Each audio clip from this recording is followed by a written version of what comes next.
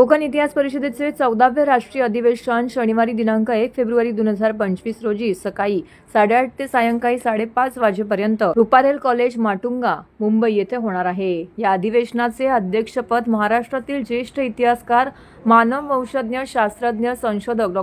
करुष दलाल हे भूषवणार आहेत।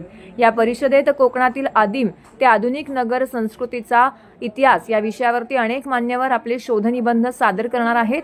कोकण इतिहास परिषदेच्या वतीने देण्यात येणारा यावर्षीचा मानाचा जीवन गौरव पुरस्कार ज्येष्ठ इतिहास संशोधक, पुरातत्व शास्त्रज्ञ डॉ. अरविंद जामखेडकर, कुलपती सर जे आर्ट्स आर्किटेक्चर विद्यापीठ यांना देऊन सन्मानित करण्यात येणार आहे, अशी माहिती कोकण इतिहास परिषदेचे अध्यक्ष व ज्येष्ठ इतिहास संशोधक सदाशिव टेटविलकर यांनी पत्रकार परिषदेमध्ये दिली। या पत्रकार परिषदेत परिषदेच्या कार्यवाह विद्याप्रभू अध्यक्ष सदाशिव टेटविलकर, कार्यकारिणी सदस्य प्रवीण कदम, प्राध्यापक अरविंद गवळे उपस्थित होते।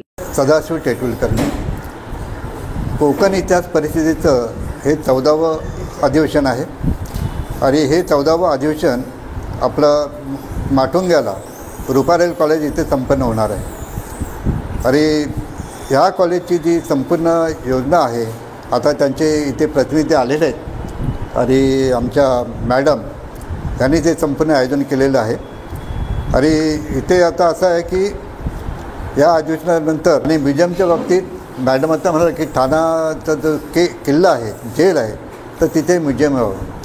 मी ठाणा याच्यामध्ये हेरिटेज याच्या कमिटीवरती मी आहे आणि आमची एक मीटिंगमध्ये झाली आणि त्या मीटिंगमध्ये ठरलेलं आहे की इथलं काही सैन्य हे आहेत, तुमचे कैदी आहेत, त्या कैद्यांना आपण हलवायचं आणि भिवंडीला नवीन ते बांधतायत, तिथे ते त्यांना कैद्यांना द्यायचं आणि या किल्ल्याचा आपण काहीतरी उपयोग करूया। तर मी तेव्हा त्यांना म्हटलं की उपयोग करायचं पण ते म्युझियमच करा। ठाण्याची म्युझियमची आमची मागणी आहे, ते म्युझियम तिथे होऊन द्या ना, ही आमची मागणी तिथे मी तेव्हा आमच्या कमिटीमध्ये मांडली आणि आमच्या अध्यक्षांनी ते पटलंही आहे। सकाळी 9:30ला कार्यक्रम चालू होईल आणि तो जवळजवळ संध्याकाळी 6पर्यंत 3 सत्रामध्ये म्हणजे प्राचीन कोकण, मध्ययुगीन कोकण आणि आधुनिक कोकण अशा 3 सेक्शन्स असतील आणि त्याच्यामध्ये स्कॉलर्स आणि फ्रीलान्सर्स सगळे जे स्कॉलर्स आहेत वेगवेगळ्या क्षेत्रात काम करणारे, मग ते अकॅडमिशियन असतील, प्रोफेसर्स असतील, स्टुडंट्स असतील, तर ते आपलं संशोधन जे आहे ते तिथे प्रेझेंट करणार आहेत। या परिषदेला डॉ. करुष दलाल हे अध्यक्ष म्हणून आम्हाला लाभलेले आहेत। त्यांचं कोकण, तारापूर वगैरे भागामध्ये फार मोठं म्हणजे काम केलेलं आहे, त्यांनी संशोधन केलेलं आहे। तसेच या वर्षीचा जीवन गौरव पुरस्कार जो आहे कोकण इतिहास परिषदेतर्फे देण्यात येतो, तो डॉ. अरविंद जामखेडकर, कुलपती जे स्कूल ऑफ आर्ट विद्यापीठ यांना बहाल करण्यात येणार आहे। त्यांनी जे काही महाराष्ट्राचा इतिहास, आर्किओलॉजी आणि प्राच्य पांडित्य जे त्यांच्या याच्यामध्ये त्यांनी जे कार्य केलेलं आहे त्याबद्दल त्यांचा गौरव करण्यात येणार आहे।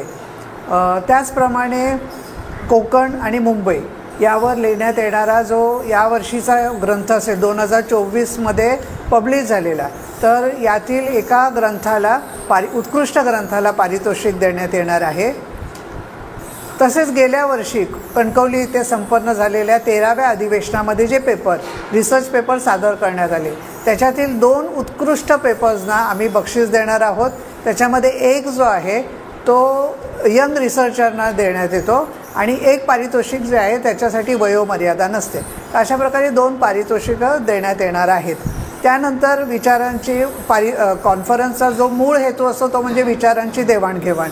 तर ही विचारांची देवाणघेवाण होईल, कुठच्या क्षेत्रामध्ये काय कार्य चाललेलं आहे, त्याच्यानंतर कुठच्या जिल्ह्यामध्ये कोण काय काम करत आहोत, त्याचीसुद्धा म्हणजे परिषदेच्या निमित्ताने ही विचार देवाणघेवाण होते। आणि मला असं वाटतं की याच्यामध्ये आम्ही परत एकदा रिझोल्युशन पास करणार आहोत की ठाण्यामध्ये म्युझियम व्हावं। मला असं वाटतं की जरी याची प्रगती हळूहळू असली तरीसुद्धा जागृती बऱ्याच प्रमाणामध्ये झालेली आहे आणि आता आपले जे पॉलिटिशियन्स आहेत, समाजसुधारक आहेत, हेरिटेजमध्ये काम करणारी लोक जी आहेत, ठाण्यातली प्रतिष्ठित मंडळी आहेत, यांच्यामध्ये ही जागृती झालेली आणि असं सर्वांनाच वाटतं की आता एक म्युझियम चाय व्हावं आणि मला असं वाटतं की त्या दृष्टिकोनातून हे एक मोठं पाऊल असेल.